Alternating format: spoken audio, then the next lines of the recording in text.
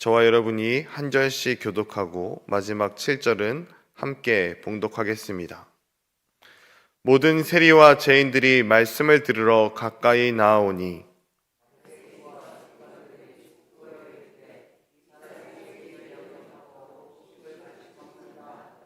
예수께서 그들에게 이 비유로 이르시되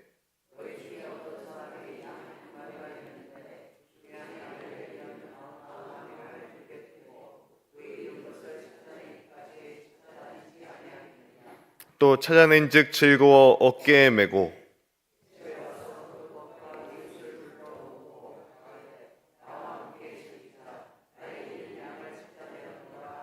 함께 읽겠습니다.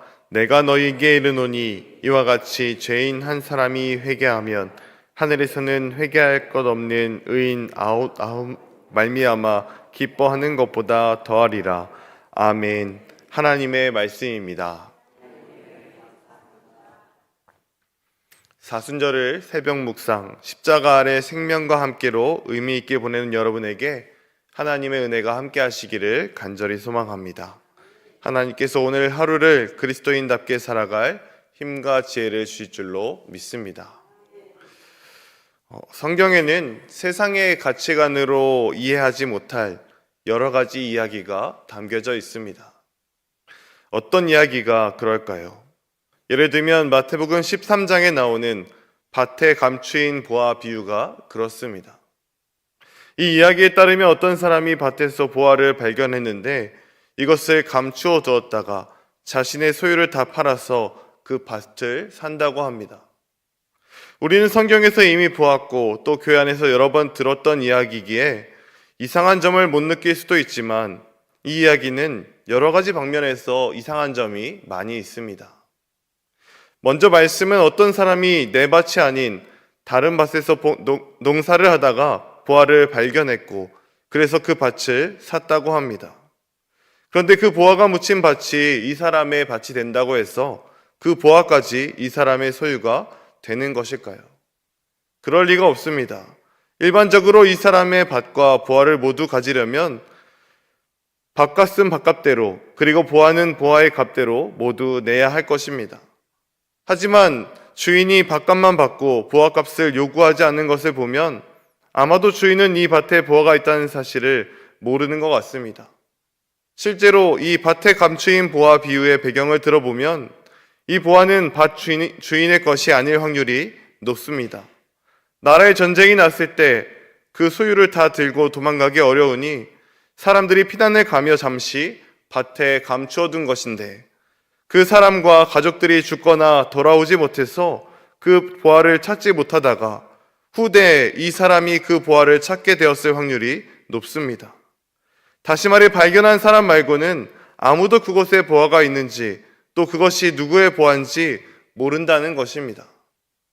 그렇다면 이 사람은 이 땅을 사지 않아도 자기 소유를 다 팔지 않아도 보화를 가질 수 있는 방법은 있었을 것입니다. 가장 돈이 덜 드는 방법으로 보화를 잠시 숨겨두었다가 사람들 눈을 피해 보화만 가져가면 되었을 텐데 아무도 모르는 이 보화를 갖기 위해서 이 땅을 산 이 사람은 특히나 자신의 모든 소유를 다 팔아버린 이 사람은 세상의 가치관으로 봤을 때 너무나도 바보 같은 사람입니다. 그런데 우리가 알다시피 이런 이야기는 실제 있었던 일이 아니라 예수님께서 사용하신 비유입니다. 예수님께서 천국에 대해 설명하시기 위해 사용하신 비유입니다.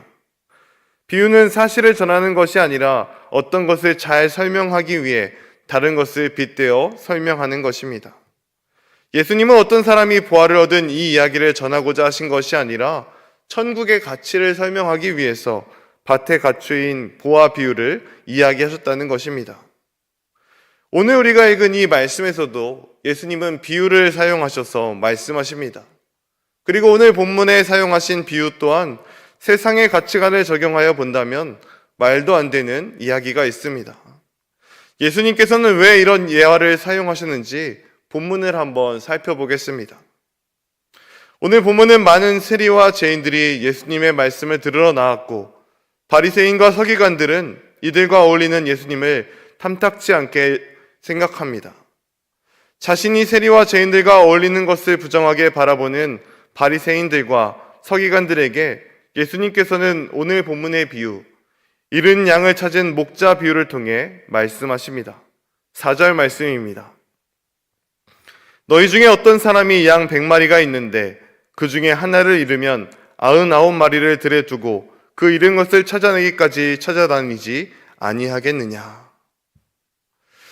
예수님의 말씀을 들어보면 마치 한 마리 양을 찾기 위해서 99마리 양은 들에 두어도 괜찮은 것처럼, 그것이 당연한 것처럼 느껴집니다. 그런데 과연 그럴까요? 여러분 손에 만약 5만원짜리 100개, 500만 원이 있었는데 그중 하나가 사라진다면 495만 원은 아무데나 두고 그 5만 원을 찾기까지 찾으시겠습니까? 절대 그렇지 않을 것입니다. 잃어버린 5만 원도 소중하지만 내 손에 있는 495만 원도 소중하기 때문입니다. 그래서 5만 원을 찾는다고 하더라도 495만 원을 내팽개치는 것이 아니라 그것도 잘 챙기면서 찾을 것입니다.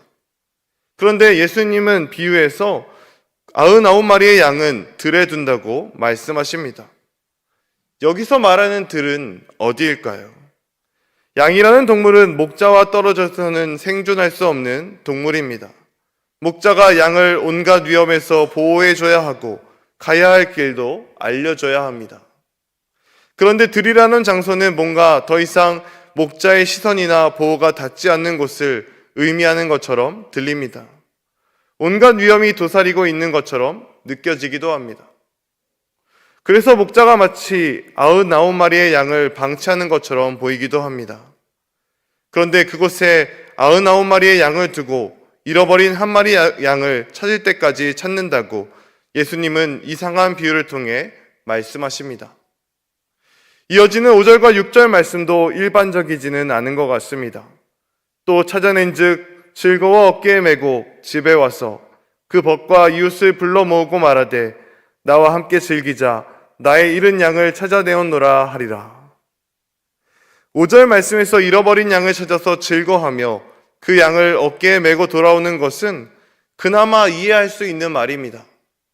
목자가 양을 잃어버렸듯이 양도 목자를 잃어버렸기에 헤매다가 지쳐 있을 수도 있기 때문입니다. 그런데 그 한 마리 양을 찾았다고 없었던 것이 새로 생긴 것도 아니고 원래 있었던 것을 잠시 잃어버렸다가 다시 찾았다고 이 사람은 잔치를 벌인다고 합니다. 양 한 마리를 찾은 것 때문에 여러 사람을 불러다가 잔치까지 벌이는 것도 일반적이지 않은 생각 같습니다. 말 그대로 잠시 잃어버린 것을 다시 찾은 것이기 때문에 여러 사람을 불러다가 잔치를 벌일 만큼 엄청난 수익이 생긴 것도 아니기 때문입니다.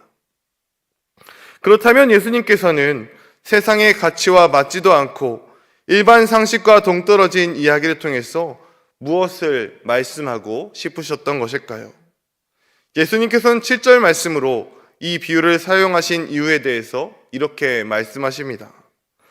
내가 너희에게 이르노니 이와 같이 죄인 한 사람이 회개하면 하늘에서는 회개할 것 없는 의인 99으로 말미암아 기뻐하는 것보다 더하리라.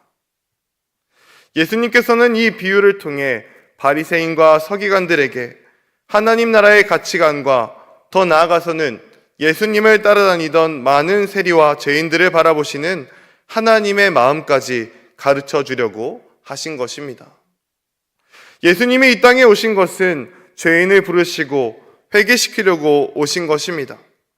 누가복음 5장에서도 예수님은 이렇게 말씀하십니다.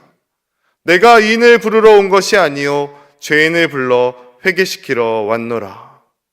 사명이 그것에 있기 때문에 의인 99으로 말미암아 기뻐하는 것보다 이 죄인 한 사람을 만나서 회개시키는 일, 죄인들과 세리와 교제하는 일에 더욱 가치를 두시는 것입니다.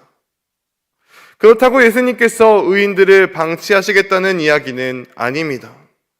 일반적인 시선에서는 사람이 잃어버린 한 마리 양을 찾으려면 들에 두어진 99마리는 돌보지 못하겠지만 여기서 말하는 그 어떤 사람은 예수님을 나타내신 것을 기억해야 합니다. 99마리 양이 두어져 있는 들조차 여전히 예수님의 시선과 돌보심이 여전히 지속되는 곳입니다. 그래서 이미 먹을 것도 풍부하고 아주 안전한 곳이기도 하다는 것입니다. 예수님께서는 이런 99마리의 양들도 돌보시며 다른 한 마리 양도 찾으신다는 것입니다. 또 이 말씀을 잘못 이해하면 지금 교회 안에서 신앙생활하는 사람보다 죄인, 곧 아직 믿음을 갖지 못하고 세상에 살고 있는 사람들이 더 중요하다는 말씀처럼 들리기도 합니다. 하지만 그렇지 않습니다. 예수님은 모두를 위해 십자가를 지신 분이십니다. 로마서 5장 8절 말씀으로 이렇게 고백합니다. 우리가 아직 죄인 되었을 때 그리스도께서 우리를 위하여 죽으심으로 하나님께서 우리에 대한 자기 사랑을 확증하셨느니라. 예수님은 모든 죄인을 위해서, 즉 모든 사람을 위해 십자가를 지신 분이십니다. 예수님이 돌보시는 100마리 양 하나하나가, 즉 여기에 있는 우리 모두가 다 하나님께, 예수님께 그만큼 소중하고 기뻐하실 만한 존재라는 것입니다. 사랑하는 새신의 성도 여러분, 우리는 오늘 말씀을 통해 예수님께서 나를 위해 십자가를 지셨다는 것과 또 내 인생의 가치가 예수님께서 십자가에 흘리신 핏값이라는 사실을 기억해야 합니다. 또한 하나님께서 예수 그리스도를 통하여 우리를 천국잔치로 초대하셨으며 우리가 그만큼 하나님께서 기뻐하시는 존재라는 것도 기억해야 합니다. 우리는 그것을 기억할 때 우리의 인생 가운데 사명을 발견할 것입니다. 하늘나라 백성으로 이 세상을 하나님 뜻으로 새롭게 하는 일에 동참하게 될 것입니다. 예수님께서 우리를 애타게 찾으셔서 하나님 사랑을 깨닫고 하나님을 사랑하고 이웃을 사랑하고 하나님의 피조물을 사랑하는 존재가 되게 하셨듯이 우리도 그런 하나님의 뜻, 예수 그리스도의 사명을 이어받아 잃은 양들을 찾고 그 잃은 양들을 주님의 품으로 데려오는 그 사명을 감당해야 합니다. 그들 또한 하나님의 사랑을 깨달아 하나님을 사랑하고 이웃을 사랑하고 피조물들을 사랑하는 일에 동참시켜야 합니다. 그들 또한 하나님 나라의 축제로 초대해야 한다는 것입니다. 특별히 우리는 2026년의 사순절을 탄소 금식을 실천하며 보내고 있습니다. 오늘 여러분들에게 추천하고 싶은 실천 과제는 채식하기입니다. 여러분들의 실천을 통해 주변에 있는 동료들에게, 주변에 있는 친구들에게 하나님의 창조 질서를 가르쳐 줄 수 있는 기회로 삼으시기 바랍니다. 또 작은 실천으로 세상을 바꾸는 삶으로, 하나님과 이웃과 피조물을 사랑하는 삶으로 초대하시기 바랍니다.